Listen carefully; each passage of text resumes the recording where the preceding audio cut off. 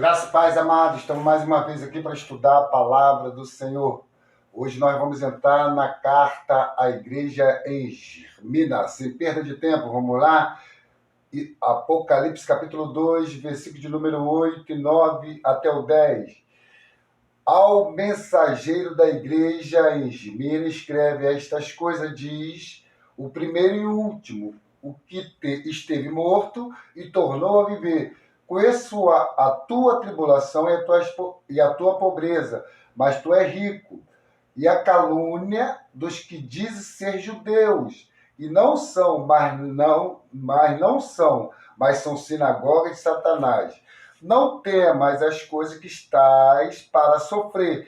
Eis que o diabo está para lançar na prisão algum dentre vós, para ser posto à prova. 3 tribulações de 10 dias. Ser fiel até a morte, e eu darei a coroa da vida. Amém? Louvado seja o Senhor por esta palavra. Hoje nós vamos somente entrar no capítulo 8, e no capítulo 8, no versículo 8 e o versículo 9 de Apocalipse. Amém? Onde nos mostra a igreja. A palavra grega quer dizer mirra, prefigura sofrimento. Assim, a igreja em Esmirna era uma igreja sofredora, uma igreja que passava por dificuldade. Essa igreja representava a perseguição do Império Romano a partir da segunda metade do século I até a primeira metade do quarto século. Essa igreja sofreu opressão, ela sofreu perseguição, ela foi atacada, ela foi perseguida diretamente pelos que queriam destruir esta igreja. Esta igreja era uma igreja sofredora, por isso o nome dela é Igreja em Esmirna, que significa sofrimento, que significa dificuldade, que significa que vai passar por tribulação. A igreja, quando ela começa a sofrer, ela sofre por algum motivo. Nós não sofremos à toa. E essa igreja passou a sofrer por parte de perseguição do Império Romano, não é verdade? A partir do século I até o quarto século. Ao sofrer, a igreja deve saber que o Senhor é o primeiro e último, aquele que é sempre eterno. O Senhor é o primeiro e último, é aquele que é sempre eterno. Amém?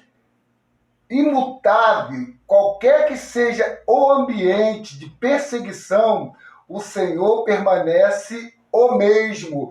O Senhor não muda, não importa a esfera, não importa o ambiente, não importa o lugar, não importa a cidade, não importa o estado, não importa o país, não importa o bairro, não importa onde a igreja vem estar localizada, não importa. O Senhor sempre será o mesmo. Ele é imutável. Ele é o primeiro e o último. Ele é único. Ele é o cabeça de todas as coisas. Ele tem autoridade para governar a igreja. Não importa o ambiente de perseguição. O Senhor permanece o mesmo.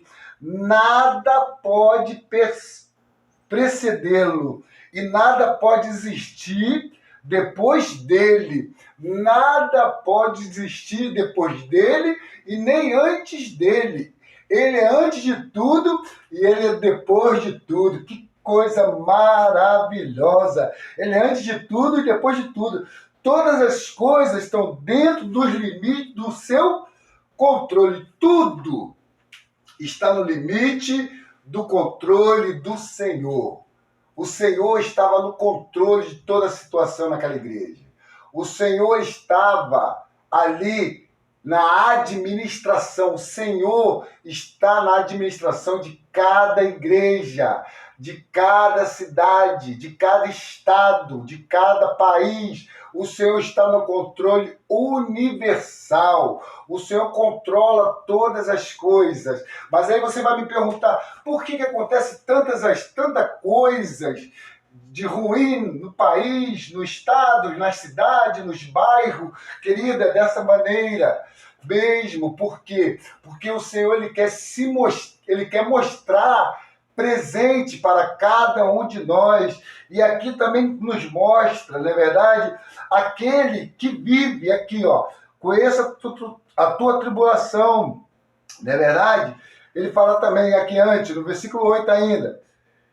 Ele diz que ele esteve morto e tornou a viver. Tornou a viver refere-se à sua ressurreição. O Senhor sofreu a morte e tornou a viver. Ele entrou na morte, mas ela não pôde reter. Vamos ver Atos, capítulo de número 2. Atos, de capítulo de número 2, vamos ver o que diz aqui.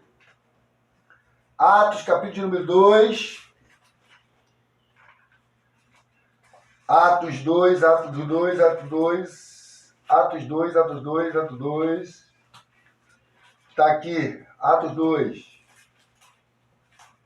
Atos 2. O Senhor não entra na morte, mas ele sai. Atos 2, capítulo 24, fala assim, ó. Olha só o que a palavra fala. Ao qual Deus ressuscitou, soltas as alças da morte, as algemas da morte, pois não era possível que fosse retido por ela. A algema da morte não pôde reter o Senhor. O Senhor, ele morreu, mas a morte não pôde segurá-lo. A morte não pôde retê-lo. A algema da morte não pôde segurá-lo. Ela teve que ser destrancada, ela teve que ser liberada para que o Senhor pudesse, então, se ressuscitar. Então, o Senhor ressuscita, como também está lá em João, capítulo de número 11, versículo de número 25, diz assim: disse-lhe Jesus, eu sou a ressurreição e a vida. Quem crê em mim, ainda que esteja morto, viverá. Essa morte que o Senhor morreu e ao terceiro dia ressuscitou, nós também ainda um dia vamos morrer, mas também vamos ressuscitar, porque a palavra diz que nós morremos com o Senhor e ressuscitaremos com o Senhor. O Senhor já ressuscitou, mas nós também ressuscitaremos. Senhor é maravilhoso para nós. Então, querido, nós não devemos ficar preocupado com nada disso. Nós devemos prosseguir diante de toda dificuldade, diante de toda tribulação, diante de todos os conflitos que vier diante de nós. Nós devemos olhar somente para o Senhor, porque Ele venceu a morte. A morte não pôde o deter. Amém? A igreja Esmirna, a igreja sofredora, também precisava conhecê-lo como tal pessoa. Aquela igreja precisava conhecer o Senhor como o Senhor que morreu, como o Senhor que ressuscitou. Conhecer tal pessoa para suportar qualquer tipo de sofrimento. Quando a pessoa conhece o Senhor e crê que Ele ressuscitou, e crê que Ele vive, ela consegue com certeza passar por qualquer situação, passar por qualquer dificuldade, sem se abalar, porque ela sabe que ela tem um Deus que vive, um Deus que é o primeiro, um Deus que é o último, um Deus que está no controle de toda a situação, um Deus que governa o céu, um Deus que governa a terra, um Deus que está sentado nos céus e os seus pés estão na terra, um Deus grande, um Deus onisciente, onipresente, um Deus imutável, um Deus que nunca muda. Esse Deus é um Deus maravilhoso. E Deus queria que aquela igreja viesse conhecê-lo de tal maneira para que eles pudessem experimentá-lo, para que eles pudessem desfrutá-lo desta maneira. Qual tipo de sofrimento? Qual tipo de sofrimento que ele viesse passar? Por muito. Amém? Deixa eu ver uma coisa que eu escrevi aqui para vocês. Ele deveria conhecer o Senhor para suportar qualquer tipo de sofrimento, por muito severo que seja o sofrimento, a igreja permanecerá viva. Olha o que o Senhor está dizendo aqui, ó. Por muito severo que seja, a igreja permanecerá viva. Nós passamos agora por um período de dificuldade, pela pandemia, pela Covid, não é verdade? Muitos falaram, a igreja agora vai fechar, a igreja agora vai acabar, agora não vai ter mais crentes. Que nada, Deus teve ali o seu arranjo, Deus gerou situações, levou a gente a desfrutar por meio da internet, por meio da mídia, por meio de culto online, fez culto em casa, a família. A igreja nunca vai morrer. A igreja que crê no Cristo que morreu e ressuscitou, ela continuará fazendo o quê? Continuará viva, porque a vida de ressurreição de Cristo pode suportar qualquer situação e pode suportar qualquer degradação, qualquer situação de morte.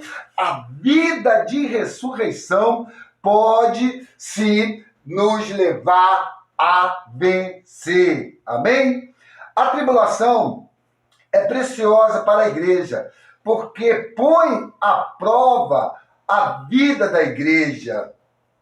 A vida da igreja. Põe à prova a vida da igreja. Quantas pessoas, com a situação que ocorreu nesse período agora de Covid, se afastaram, se desviaram, perderam a fé, decaíram na fé. Por quê? Foi colocada à prova. E elas não suportaram, não conseguiram continuar a caminhada, a sua jornada. Não correram a carreira, que nem Paulo fala, que ele correu a carreira. Combatiu o bom combate. Deixaram de combater o bom combate por causa da situação que veio da pandemia, da Covid, porque as igrejas ficaram por um período fechada, e eles então foram esfriando na fé. Mas eu quero te dar um conselho, meu amigo, minha amiga, meu irmão. Volte, dá tempo, arrependa, que nem a carta que foi escrita à igreja em Éfeso. Arrependa, volte ao primeiro amor, às primeiras obras. A igreja está de braço aberto te esperando para colocar um anel no teu dedo, para te dar uma capa, para fazer um banquete para você, para te abraçar e dizer para você: você é precioso para nós, você é precioso para o corpo de Cristo. Louvado seja o Senhor. O propósito do Senhor, ao permitir que a igreja sofra tribulação, são apenas testificar que sua vida de ressurreição vence a morte, mas também capacita-la a desfrutar as riquezas da sua vida. As tribulações têm que nos ensinar a desfrutar das riquezas do Senhor. E eu quero dizer para você, eu estou com um problema de saúde muito sério, entendeu? Eu estou perdendo peso, problema renal, tenho 6 cirurgias no joelho esquerdo, 3 no direito, tô perdendo pico de memória, às vezes eu desmaio, mas essas coisas têm me levado, sabe o quê? A desfrutar mais de Cristo, tem me levado mais para a palavra, tem me levado mais para a comunhão com o Senhor. Eu tenho buscado a viver as insondáveis riquezas de Cristo a todo momento, porque eu sei que somente Ele, com a sua vida de ressurreição, pode me suprir. Somente Ele, com a vida de ressurreição, pode me trazer os seus benefícios, as suas riquezas espirituais. Porque as riquezas do Senhor não são riquezas materiais. Às vezes nós buscamos riquezas materiais, mas o Senhor nos traz riquezas espirituais.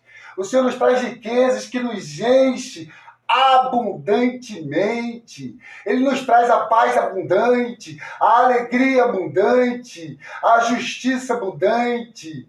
Querido, Ele traz tudo para nós. Primeira coisa é a certeza de salvação, é a certeza que um dia estaremos com Ele na glória, reinando com Ele, vivendo uma vida de ressurreição, uma vida, na verdade, de desfrute completo. Essa vida vai ser de eternidade a eternidade, nunca mais vai acabar. Ali nós teremos o rio da água da vida, nós teremos a árvore da vida, nós teremos a coroa, que eu vou falar lá na frente, nós teremos tanta riqueza, querido, que você vai ficar assim impactado. Você vai falar assim: eu estava no mundo achando que aquela casa que eu vi, nossa, que mansão, nossa, que casa linda, meu sonho era ter uma casa daquela, aquela casa ali, nossa, quem tem é muito feliz, quem tem aquela casa ali é uma pessoa rica, é uma pessoa privilegiada, deve ter um bom emprego, deve ser um grande empresário. Ei, esquece! Talvez você tenha visto um carro e olha, eu queria tanto ter aquele carro ali é o carro do meu sonho, é o carro que eu queria ter. Se eu tivesse dinheiro, se eu tivesse condições, eu compraria aquele carro, mas eu não sou rico. Querido, as riquezas que o Senhor tem para nós, desfrutarmos com Ele na glória, é muito, mas muito superior à da terra. A da terra nem se compara o que Deus tem preparado para nós. Paulo já fala: nem olhos viram, nem ouvidos ouviram o que Deus tem preparado para os seus. Ei, acorda, meu irmão! Tem muita coisa boa para nós nos esperando. Acabaram de roubar meu Fiat Uno, queimaram meu bichinho, novinho não, velhinho, aliás, ano 99. Eu tinha acabado de botar 3 pneus novos, botei ali, mexi na suspensão, gastei um dinheirinho, me endividei, levaram aquele carrinho. E daí, meu irmão, eu tô aqui, eu tô aqui desfrutando do quê? Das riquezas insondáveis de Cristo. Isto é realmente a alegria de viver, a alegria que o crente deve ter, o desfrute da vida de Deus, o desfrute que está em você, o rio que flui de dentro do seu interior. Por isso você precisa, nas tribulações, aprender a desfrutar das riquezas de Cristo. Não murmure, não se queixe, não fique blasfemando. Faça como Jó. Se alegre no Senhor. Se alegre nas tribulações. Se alegre nas fraquezas. Porque Paulo fala: quando eu sou fraco, aí é que eu sou forte, meu querido. Quando parece que você está fraco, aí é que você está forte. Porque o poder do nosso Senhor se aperfeiçoa nas fraquezas. É isso que ele está querendo dizer aqui para a igreja em Esmirna, a igreja sofredora.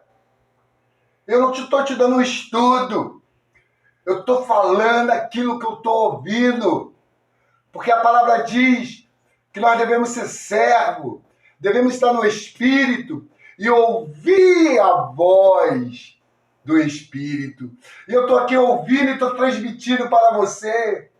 Querido, não tem nada escrito. É a Bíblia sendo falada, versículo sendo falado. Eu estou falando para você aquilo que eu li na Bíblia e desfrutei. fiz pequenas pesquisas, porque eu não sei muito bem o que significa Esmirna, então fui pesquisar o que significava, entendeu? Aí eu fui lá e pesquisei, pedi ajuda à minha esposa, e ela foi e me ajudou. Louvado seja o Senhor. Vamos continuar. A igreja sofredora era pobre em coisas materiais, mas rica no Senhor, com a riqueza da sua vida. A nossa riqueza está na vida do nosso Senhor. A nossa riqueza está na vida do nosso Senhor. Louvamos o Senhor. Mas às vezes nós, por termos a vida do Senhor, somos perseguidos. Os judaizantes difamavam a igreja sofredora com críticas malignas. Eles insistiam obstinadamente manter o seu sistema judaico. Eles queriam manter ali os seus rituais, os seus sacrifícios. Eles queriam continuar com aquele velho costume. Eles queriam trazer o velho para o novo. Eles queriam trazer roupa velha e colocar em roupa nova, remendo velho para pano novo. Não tem como, querido. O Cristo já tinha sido morto e já tinha sido ressuscitado. Então eles perseguiam constantemente. Eles faziam o quê? Eles buscavam manter o sistema judaico, que consistia nos rituais sacrifícios, que eram os tipos que tinha sido cumprido e substituído por Cristo, visto que a igreja, sob a nova aliança, no plano de Deus, não tinha parte na prática religiosa dos judaizantes. Eles criticavam-nas injuriosamente. Eles criticavam por isso, porque o Senhor já tinha cumprido. Eles não entenderam quando o Senhor falou que ele ia destruir o templo, ia edificar em 3 dias um novo templo. Ele não entendia a palavra do Senhor. Ele não entendia por quê. Em princípio, ocorre o mesmo hoje, visto que as pessoas religiosas difamam as igrejas do Senhor, que buscam seguir o Senhor em espírito e em vida, não se interessam com qualquer sistema ou prática religiosa. A igreja hoje que segue o Senhor fielmente, buscando a sua vida, também é perseguida, também é apedrejada, também é defamada, também é criticada. Porém, essa igreja também de hoje, que nem a igreja de Esmirna, tem a riqueza de Cristo, tem a vida de Cristo, e a vida de Cristo supera todos os obstáculos, todos os sistemas. Os judaizantes eram judeus na carne, mas não eram no espírito. Vamos ler Romanos. Vamos para Romanos. Está aqui, o que diz aqui Romanos? O que diz Romanos? Romanos, capítulo de número, aleluia, 2, Romanos 2. Romanos 2. Romanos 2 já está ventando um pouquinho, tive que abrir a janela porque está um calor demais aqui, aí as páginas da Bíblia ficam voando. Romanos 2,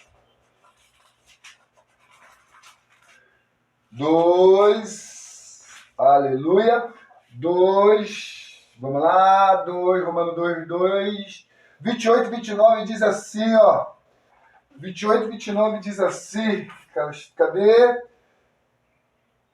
Porque não é judeu que o exteriormente, nem a circuncisão que o é exteriormente na carne, mas é judeu o que o é no interior, incircuncisão, a que é do coração, no espírito, não na letra, cujo louvor não provém dos homens, mas de Deus. Não é judeu aquele que é da carne, mas sim aquele que é do espírito. Esse sim é judeu. Vamos para Romanos 9, capítulo 9, versículo de número 7 e 8. 9, 7 e 8. Fala assim, ó. 9, 7 e 8. Amém? 9, 7 e 8. Diz assim, ó. Nem por ser descendência de Abraão são todos filhos, mas em Isaac será chamado a tua descendência. Isto é, não são os filhos da carne que são os filhos de Deus, mas os filhos da promessa são contados como a descendência. Somente aqueles que nasceram de novo, somente aqueles que nasceram da vida, nasceram do Espírito, que são o novo Israel de Deus, descendência de Isaac. Os que nasceram de Abraão, nem todos são judeus. Na verdade, alguns são da carne, outros até podem ser do Espírito, mas outros são da carne. E aqui está falando que eles eram da carne, porque eles criticavam a igreja, eles criticavam o Senhor, eles criticavam tudo que tinha referência com o nosso amado Jesus Cristo. Querido, essa palavra é muito rica. Eu quero deixar para você isso. Essa igreja foi perseguida, essa igreja foi maltratada, essa igreja foi totalmente vamos botar na palavra de hoje, detonada por eles. Por causa de quê? Por causa dos velhos hábitos, dos velhos costumes. Quantas pessoas hoje estão querendo trazer os velhos costumes hoje para infundir na igreja? E quando aqueles que são fiéis ao Senhor, como na igreja ali, Esmirna, na verdade a igreja sofredora, não aceita, são criticados, são apedrejados, são maltratados, são caluniados, são defamados. Ei, nós somos aqueles que levam a palavra da vida. Nós cremos na morte do Senhor. Nós cremos que Ele é o primeiro e o último. Nós cremos que Ele está no controle de todas as coisas. Nós cremos que Ele é o nosso Senhor. Este livro é maravilhoso. Amém? Louvado seja o Senhor. Vamos ver mais ainda Mateus capítulo de número... Nós vamos ter que parar porque é muito longo esse estudo. Vamos ler Mateus.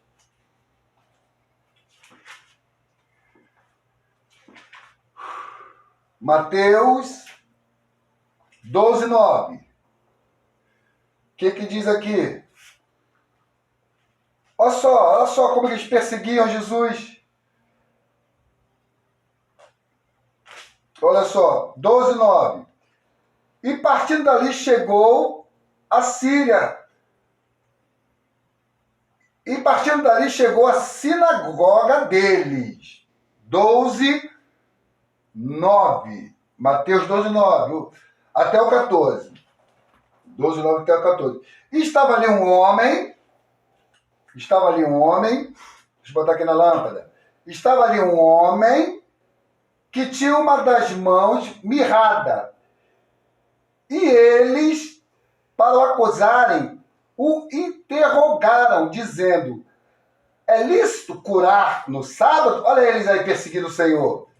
E ele lhes disse: qual dentre vós será o homem que, tendo uma ovelha se no sábado ela cair numa cova, não lançará a mão dela e a levantará? Pois quanto mais vale um homem do que uma ovelha? Uma pergunta. E por consequência, é lícito fazer bem no sábado. Então disse aquele homem, estende a tua mão. E ele a estendeu e ficou sã, como a outra. E os fariseus, tendo saído, foram conselho contra ele, para o matarem. Olha aí, eles perseguindo o Senhor aí, ó. Não é isso que eu estou te falando? Eles perseguiam o Senhor. Quanto mais essa igreja, quanto mais a igreja de Esmirna, o Senhor estava mostrando para eles: ei, eu estava morto, mas eu vivi. Creia na vida de ressurreição. Eles vão perseguir vocês, mas vocês vão ganhar vida. Até na perseguição, a vida. Até na tribulação, se tiver o Senhor, a vida. Não se preocupe com isso. Não creia nisso. Não fique nessa labuta, guerreando contigo mesmo, sofrendo aí à toa. Vai, avante. Vamos concluir aqui. Vamos agora...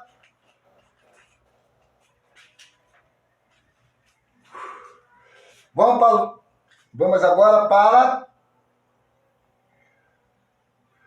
Lucas. Lucas 4. 4 o quê? 4:28. E quando levaram meu carro, levaram o óculos que eu tinha também. Meu filho me deu outro, no Gimar eu perdi. Entendeu? Levaram também, não sei como que foi muito bem a história. Entendeu? Lucas 4, 28 e 29. Vamos lá, o que diz aqui? 28 e 29. E todos na sinagoga, ouvindo estas coisas, se encheram de ira. Ira contra quem? Contra o Senhor. Amém? E levantando-se, o expulsaram da cidade e o levaram até ao cume do monte em que a cidade deles estava edificada, para dali precipitarem. Olha só o que eles queriam fazer com o Senhor. Eles queriam acabar com o Senhor. Eles queriam destruir o Senhor. Se eles queriam fazer isso com o Senhor, imagina o que eles querem fazer com a igreja do Senhor. Vamos lá para João, capítulo de número 9. João 9, João 9, 22. 9, 22. Aqui rapidinho. Seu pai disse isto, porque temia os judeus, porquanto já os judeus tinham resolvido que se alguém confessasse ser ele ou Cristo, fosse expulso da sinagoga. Olha só, se alguém confessasse que era Jesus,